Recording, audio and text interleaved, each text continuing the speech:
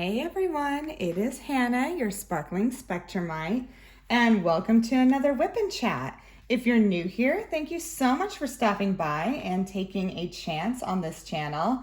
And if you're returning, thank you for coming by again. I always love when I can just I love the WIP and Chats because they're just fun to, this is a chance for me to just sit, diamond paint, and chat and talk about everything that's going on. So the first thing, as you can see, it's a little bit of a different setup today.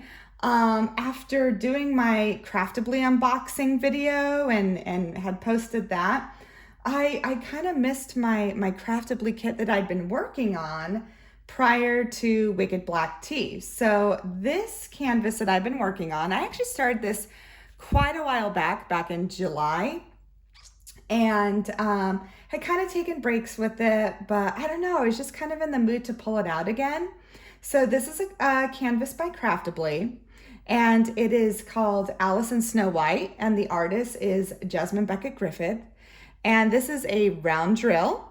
It's 51 colors, and I believe it measures 24 by 32 inches. So it's a big canvas. This is probably the largest I've worked on so far. It's not the largest I have, but definitely the largest I've worked on.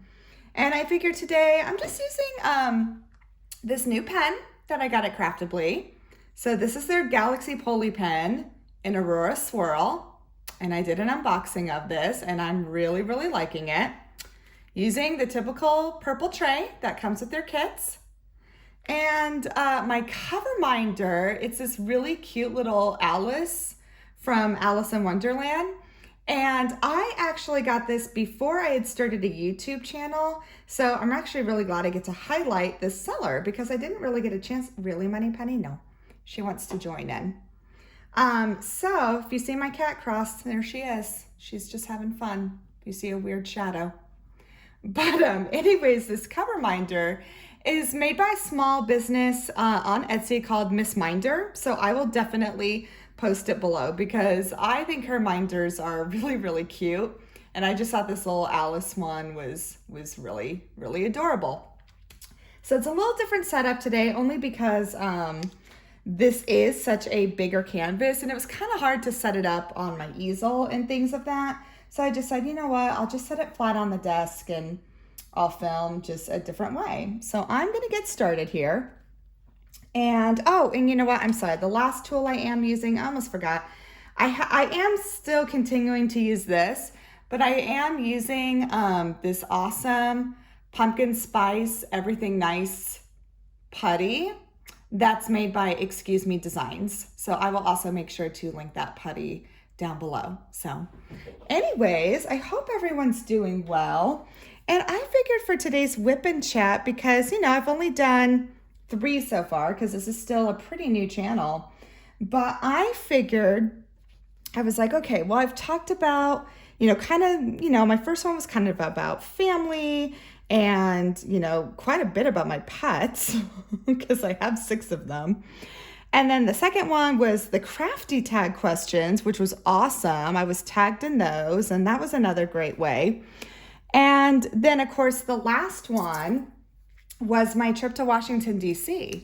So I was like, I really haven't talked a lot about some of my family, and in particular, my daughter. And, one of the things about my channel that, one of the reasons why I started this channel is because I really wanted to talk more about, first of all, I'm autistic. I was diagnosed autistic this past year, and I was 35 years old. So, late diagnosis. But I also wanted to talk about, parenting a daughter on the spectrum, because that's exactly what I do. I have a daughter and her name is Maggie. She is just the best thing ever. And I know we all say that about our kids, but she really is. And, today I figured, I'm like, I haven't really shared a whole lot about her and, just my life as a parent and as a mom. And, I think that's a huge part of my life. I mean, for those of you who are parents out there, we all know that, parenting is probably, it's the most rewarding job, but it is also the hardest job. And when you also parent a child with special needs, that definitely adds a different dynamic to things sometimes. So thought I'd kind of share just, more about that today. And I said I wanted to share more just about, autism in general, because that is a part of my life. And that's something that I've embraced. And, so I thought today's WIP and Chat would kind of just be more about, my daughter and what it's like, not only parenting a child who's autistic, but also parenting a child who's autistic when you're autistic yourself, because, that is a dynamic that we have in my family. And it's been, just interesting still navigating all that, because I'm still not necessarily new to parenting. My daughter's 8. I mean, we're learning, we never stop learning about parenting, but, figuring out, okay, like, how do I parent without making sure that, her anxiety, because she does, my daughter gets anxious. How do I make sure that her anxiety doesn't trigger my anxiety? And, things of that nature, because that is something that I have to work on. The last thing I want is my daughter to be anxious, and I want to be able to comfort her and to help her, but also without getting anxious myself, because sometimes that tends to happen. And so, that's something that I definitely am still learning through this whole process of, kind of parenting on the spectrum and parenting a child on the spectrum. So first, a little bit about my daughter. Like I said, she is 8 years old, and she is in 3rd grade this year. She started 3rd grade, which I think is fun. I don't know. 3rd grade was like, I don't know. It was one of my favorite grades. It was one of my favorite grades to be in, and it was one of my favorite grades to teach when I was still teaching, because it's just a good age. They're fun. They're independent. They're kind of starting to get sarcasm too, because it's bad. I'm really sarcastic. So that's always kind of fun. And the books, oh my gosh, the books for 3rd graders are awesome. There's so many great books written for that age. And I love to read. I always loved children's books as well. That was one of my favorite things about teaching. I always had a really big classroom library, and I always wanted that available to my students. So that was always fun. But she's in 3rd grade. And, this year she's been doing awesome. So my daughter right now, so she is autistic, but she is in a general education classroom. She is, I didn't even get one. Whoopsies. So she is in a general education classroom. She is not needing an IEP at this time because, she doesn't need one. And for those of you who don't know or are unclear, an IEP is an individualized education plan. And that's something written to give accommodations for kids if they, are just needing more,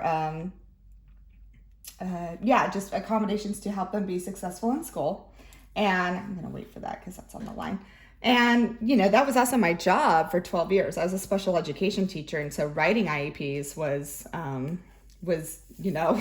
my main job. I did a lot of that. So she doesn't need any of that right now. And she's very successful in school and has friends and loves her teacher, and her grades are looking great right now and doesn't really need any modifications or anything of that nature as of yet. So she does a great job, and she loves school too. She absolutely loves it. And so I'm always so happy to know that, she loves school and she just really enjoys it, because I know that is not always the case. For kids in general, first of all, but especially, kids who may have, special needs. School is not always an easy place to be, and it's not always a safe, or they don't always feel safe. And so I'm very, very grateful that that is not the case for my daughter. She is very happy in school. They are just absolutely wonderful with her. And she just loves it. So when my daughter was diagnosed with autism, she was 3. So she was diagnosed, around the time that most diagnoses typically happen with children. It usually happens around that 3-year-old age.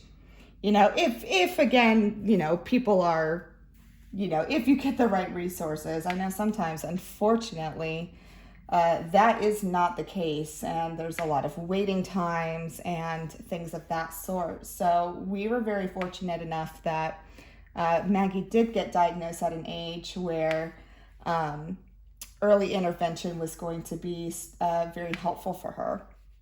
So, and kind of what we saw, because some people will ask me, well, how did you know? How did you know that she might be autistic? And I didn't. I was a first-time mom.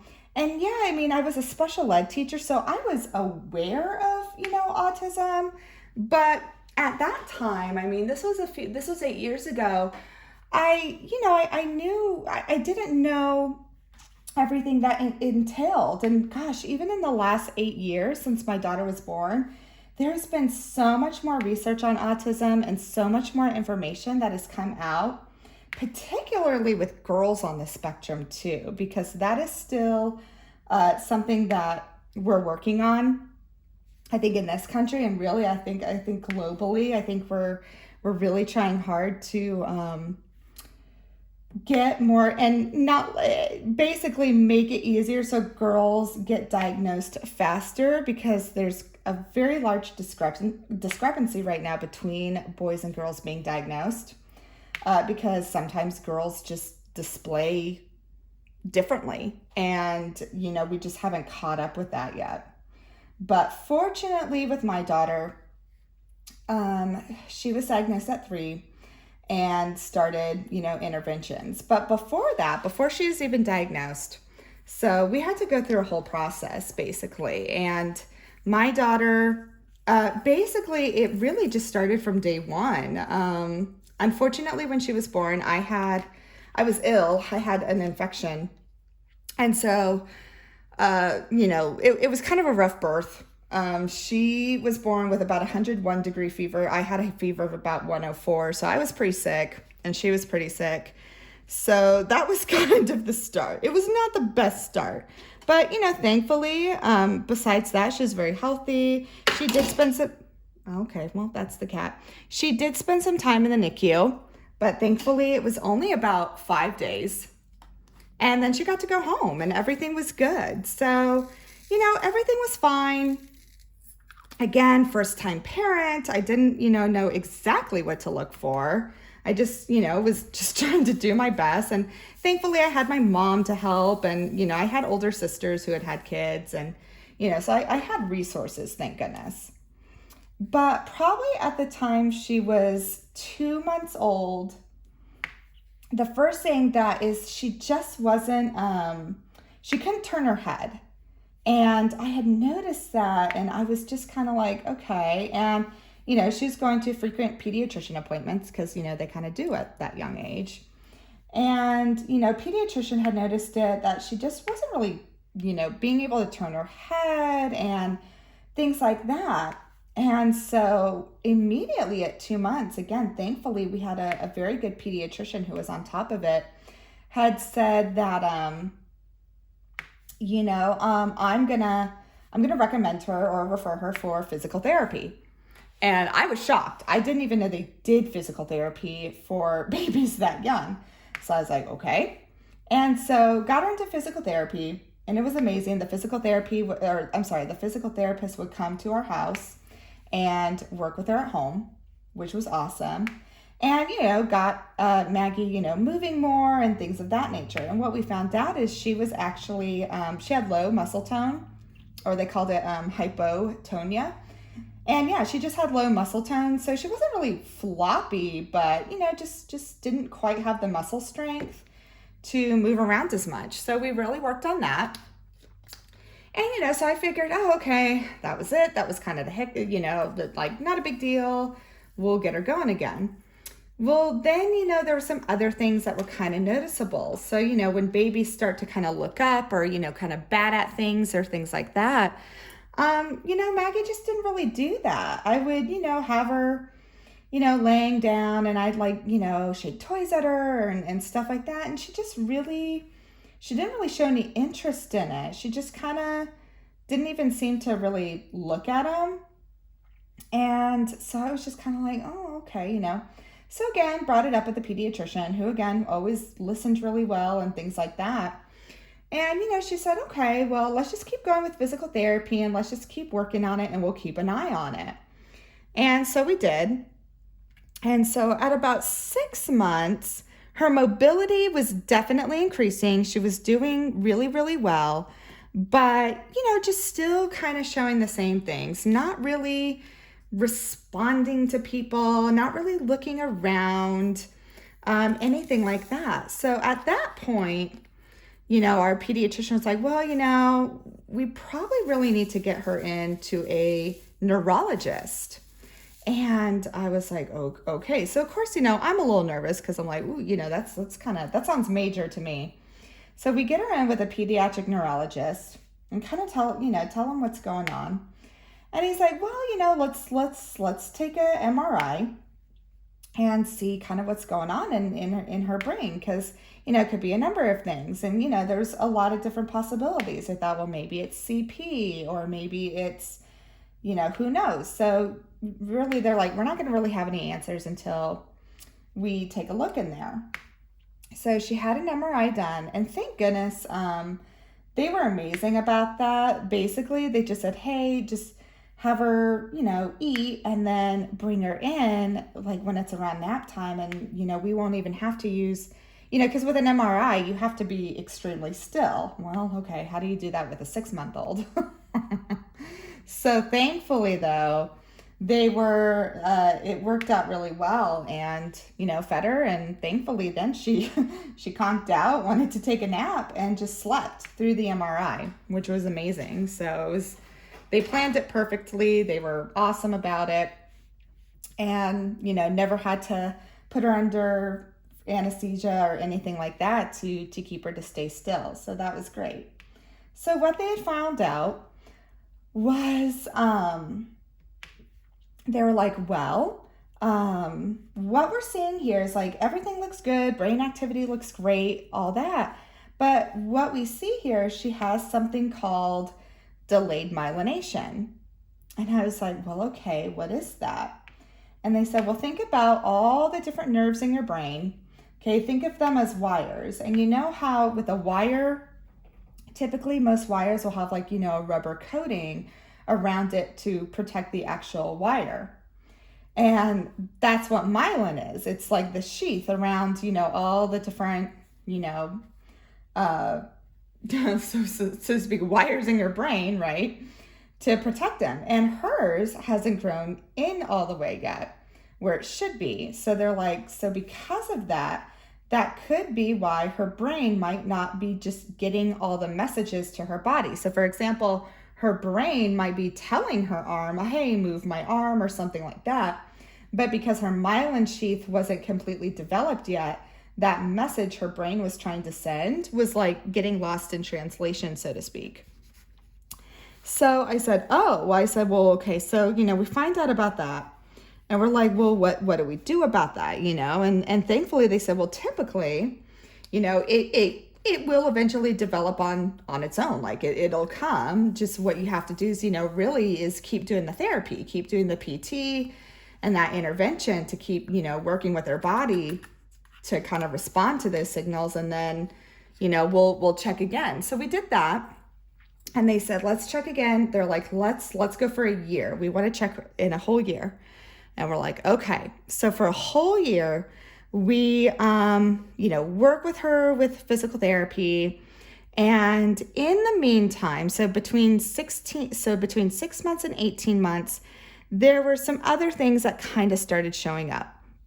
Like, again, just not quite meeting the typical milestones that most children meet at those certain ages. So again, not huge though. I mean, she was only a little delayed because she eventually would meet them. But again, it usually took extra intervention And it took her a little longer. So by the time she was 18 months, my daughter was still in physical therapy.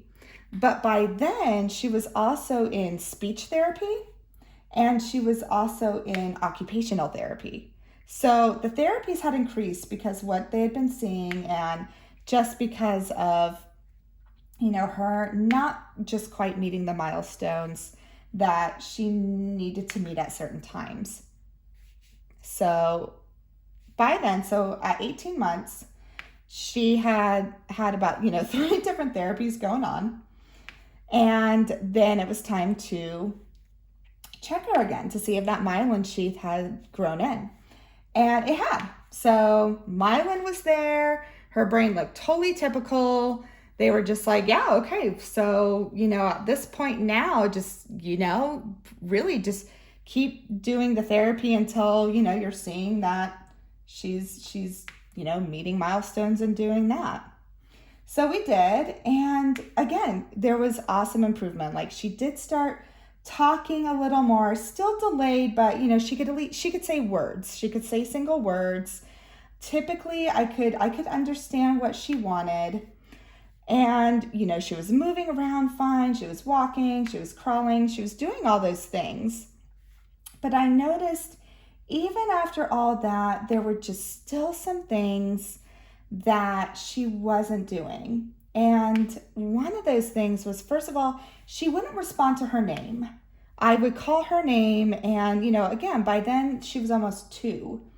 And I would call her name and just really didn't even look to, not look at me or anything like that. When I would call her name, she just, didn't seem to hear it. So of course then, went to get a hearing test. Well, hearing was fine. So her hearing was fine. Everything was fine. She's doing these therapies. And again, just still not quite responding to her name. And again, speech was good. It wasn't terrible. But she was only saying, basically one-word phrases. And that was about it. She wasn't really, starting to string words together or anything like that. So, we just kept an eye on it. And again, we had a wonderful pediatrician who, just said, who listened to us and, referred us to therapies and things like that. So then at around 2 years old, things were kind of the same. And at that time then, things had kind of just plateaued, meaning she had retained all the skills that she had gained, but she wasn't gaining any more. And so even with, the therapies and stuff like that, she just wasn't really progressing anymore. She just kind of plateaued. And we're kind of like, okay, what's this, now, even the interventions aren't even really helping. So, and the other thing that she kind of started doing that I noticed is she would start walking on her toes. She would get up on her tiptoes. And although it looked super cute, it really did look really cute. But, I kind of knew, I'm like, well, that's not really the typical way that kids walk. So I was kind of like, okay. So again, mentioned this to our pediatrician. And really at that point, she was like, okay. She's like, so we've done this. We've her myelin's fine. She's in all these interventions, and the fact that now she's kind of plateaued and she's not, continuing to progress, that's when she's like, Hannah, it's probably time to refer Maggie to a developmental pediatrician who might be able to have more answers. And, that's when I was kind of like, well, okay, so what would they be looking for? And that's kind of when autism was kind of the first time that was spoken, was, well, it could, let's start going through the evaluation process for that. So needless to say, I was kind of surprised, because I think it definitely always throws a parent off a little bit when they hear that. But at the other point, at the same time, it didn't really surprise me because through all this, which is kind of funny in a way, as all this was going on, her therapies and things like that, at the time, I was actually working on my master's in autism education, which is kind of like crazy coincidence in a way.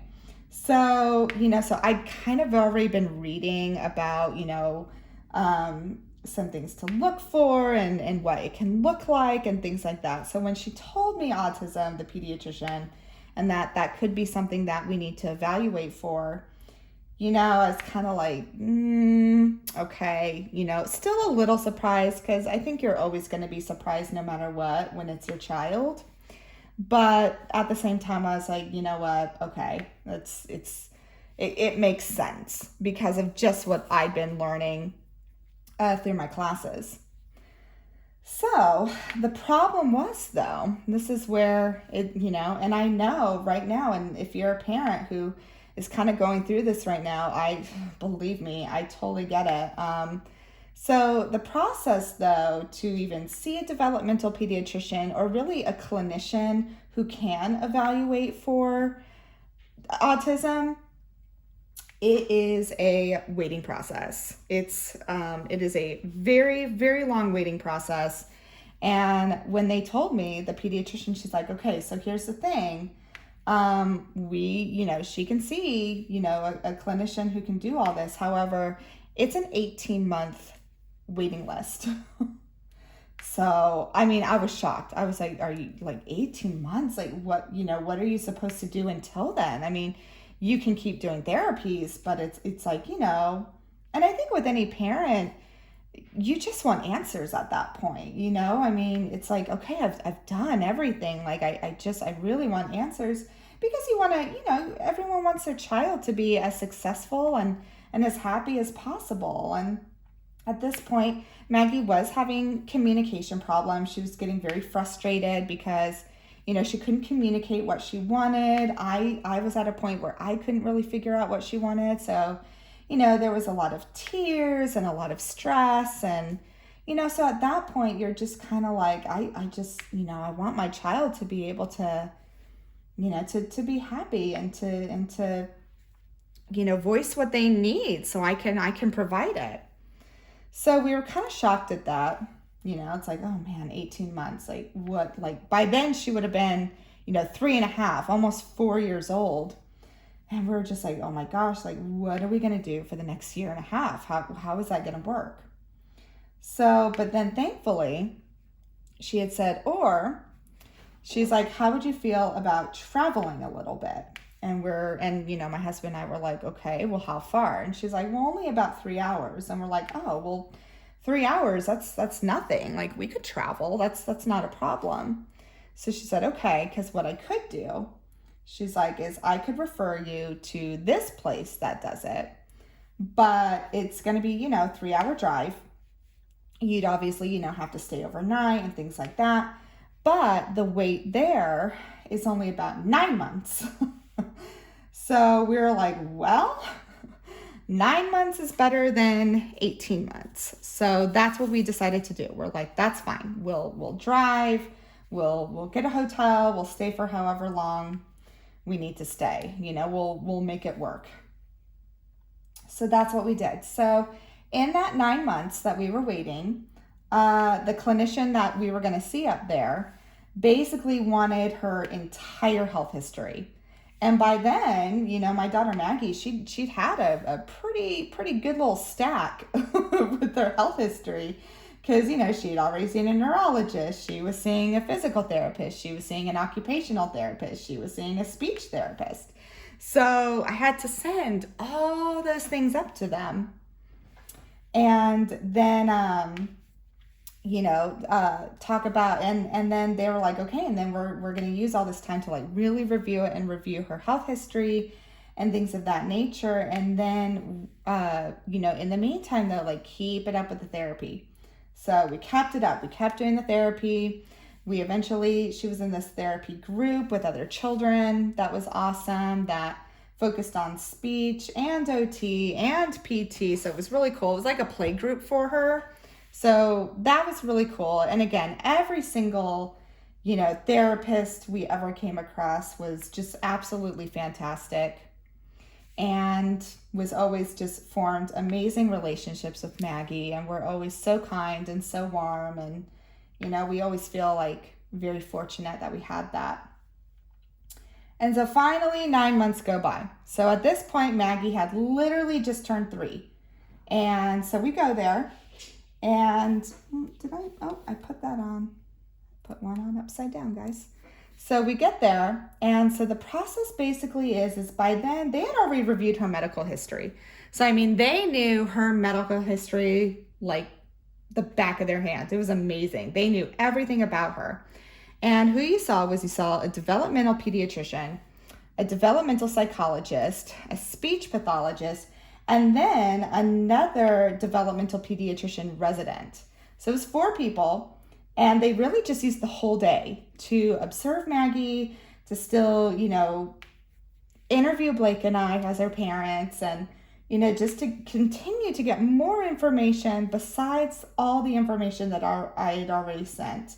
And then, just let Maggie play and things like that. So it was a whole day. And by the end, based on, her entire medical history, everything that had happened, our interviews with them and things like that, Maggie was diagnosed as autistic.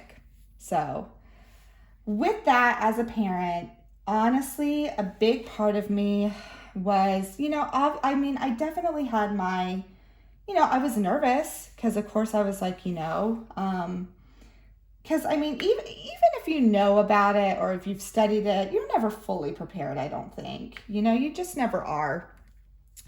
And, but at the same time, I was relieved because, this had been now 3 years of going through this process and, meeting therapists and taking all this documentation.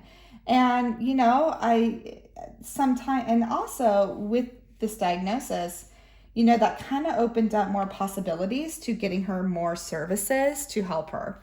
So, there was definitely some trepidation and some processing because, again, I don't think you're ever fully prepared for anything when they tell you something about, your child having, being that or any kind of, disability or anything like that at all, whether it's autism or anything like that, you're just never prepared, I don't think.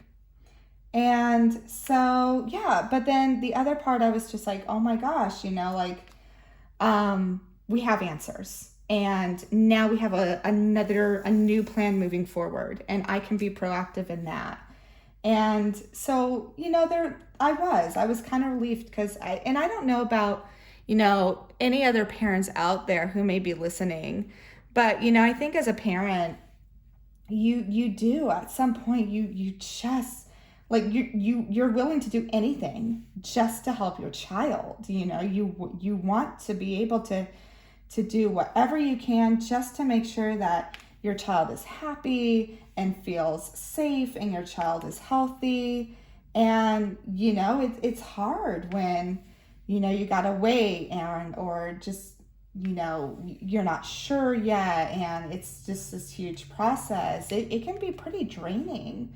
And, I've talked with other parents, just in my own town who have kids on the spectrum, that it is a process, and it's a lot, and there's a lot of up and downs, and that can take quite the toll on you. So, but we were just kind of relieved at that point because we're like, okay, now we have a plan moving forward.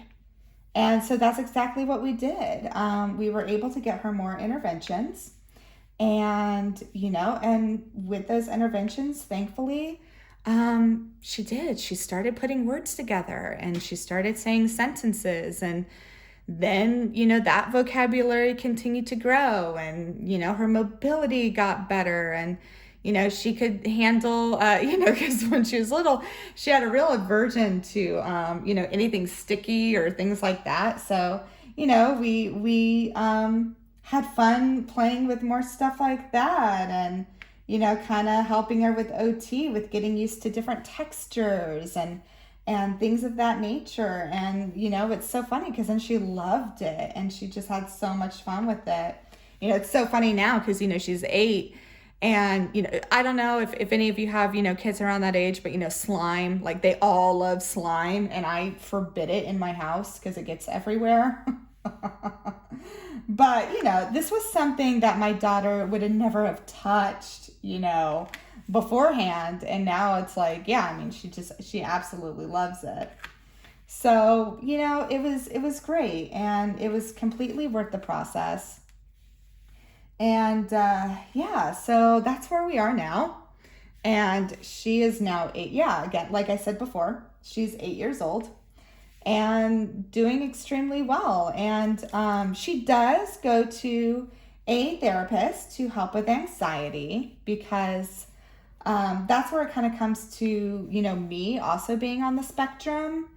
And, okay, well, how do I, because there are some things that I even need help navigating with my own anxiety. So, Maggie does get sometimes anxious about things, and really it's only because she's just so sweet and so sensitive. I mean, I think if Maggie, she's just the type of girl that, if everyone could be friends and just love each other and be kind to each other, that's enough.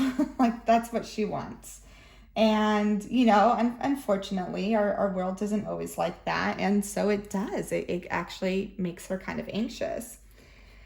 And, what I've learned now about myself and my own diagnosis and processing and my autism and how, my anxiety escalates sometimes is I realized, I said, okay, well, when she gets anxious about things, it definitely kind of increases my anxiety. And it's not because it's like, oh, it's making me upset or anything like that, but it's because I feel so much for her and what she's going through. And I want to do everything I can to help, but, then it makes me realize, oh, I can't solve everything. And in turn makes me anxious, right? I mean, it's the mom guilt, guys. I mean, I think if any of you moms out there have that, it definitely is part of that. So with that, Blake and I realized, and my husband's been amazing through this whole process, and I definitely think I want to do some videos upcoming with him, like just, to get it from his perspective. And, I said, I think Maggie just may need to see if maybe we could find a therapist for her. Because I said, there are just times where if she gets anxious, I kind of start getting anxious because I don't know how to help. I don't know how to approach this situation. And he was like, yeah, let's do it. So we did. So we found her just a really good therapist. And now that was a process too, because again, just finding services. If you're parents out there and you're currently, looking for any kind of services for your kids, and like even if it's just like a therapist or a counselor or something like that, I feel you. And just keep trying and hang in there, because I know it's a process. And I know right now, at least, in the States, that is a real problem with getting children any of the mental health care that they need. I know it's a really, I feel at least, and you are totally welcome to disagree with me, I feel like that really is a problem that we're encountering right now. So, but we found her one. Took a few months, because I kept calling office after office, hey, this is my kid, this is what's going on. And, unfortunately it was either like, well, we can waitlist her, or, no, we just don't have any availability. So we did find one. And she's been doing great. She sees her every other week. And it really helps. And there's been some great tools that she's given us to, help with Maggie's anxiety, and to, help me help her within her anxiety, that we can both use. So, just saying, for parents out there, it's okay to ask for help. I mean, even if you're not, again, I say I am autistic, and yes, I do have some of these challenges, but even if you don't, but you're like, what, I just need some outside help. Don't be afraid to ask for it. I'm realizing that now, that I'm just like, you know what, it's okay. And you don't have to feel that guilt, like, you know, because of course I felt, oh, well, I'm not a good parent because, you know, I have to use these outside resources. I can't do it myself. No, no. I really hope people don't think that, because it's such a waste. And it doesn't help at all when, you know what, it is perfectly okay if you're needing outside help, you know, whether it's with therapy for your child or something, because you're just like, you know what, I really don't know how to approach this. Don't be afraid to use those resources, because, you know, that's why they're there. And I can say that has made a world of difference with how I approach my daughter, and even, you know, how I approach just how I am. You know, I know now, I'm like, you know what, I'm gonna give myself a little bit of grace on this, because yeah, I mean, we just need it sometimes, and that's okay. So yeah, so I just kind of wanted to talk to you guys today about just, you know, what's that like. And I think, you know, this whole channel is obviously, yes, it's about diamond painting, but I wanted to, you know, one of the things about my channel is also, you know, just talking about parenting on the spectrum, and being on the spectrum, and things of that sort. And I think for right now, I'll probably start approaching more of that through my WIP and Chats. Maybe eventually I'll go to like doing a different type of video, but I'm not sure yet. You know, this channel's still new, so I'm still, you know, working out how exactly I want to do that. I know I've had a few people ask, you know, well, oh, are you going to share the process of your diagnosis? Which I do. I do eventually want to share that with everyone. I'm trying to figure out how I want to approach that. Not because I have anything I'm honestly just figuring out how I want to do it as a video. Do I want to do it, you know, kind of like so you can see me, or just approach it like this through a WIP and Chat? I'm not sure yet. So if you guys do have any preferences, let me know. You know, you can comment or shoot me an email. My email's in the description. And yeah, you know, things of that nature. So yeah, I just wanted to share a little bit about, you know, just the process that we went through on how my daughter was diagnosed, and, you know, kind of what that looked like for us. And hopefully, you know, if you're a parent out there and you're going through the same process right now, I get it. It can be it can be very, very taxing, and I know it can wear you out, but, you know, keep going, because it will be worth it. And just, you know, keep pushing for what your kid needs. Don't stop. And, you know, you will find someone who will listen, because I know it's such, you know, it's an issue right now is getting, you know, any kind of mental health services or evaluation services. It's really tough right now. And I completely understand that. I mean, you know, the entire process of my daughter being diagnosed, I mean, it was a 3-year process. It was by no chance to me, or it was not short by any means. It was a 3-year process. It was a lot of process of elimination, and then a lot of documentation as well. So don't give up. And yeah, you know, I just hope this video brought some joy to your day today. I hope you guys are all just having a fantastic week, and you have a wonderful weekend. I know I'm looking forward to my weekend coming up. I'm pretty excited. Gonna do some fun things for my husband's birthday, so probably let you guys all know about that next week. And yeah, just hope you have a great day. Hope it brought some joy to your day today, and I will see you next time. Bye.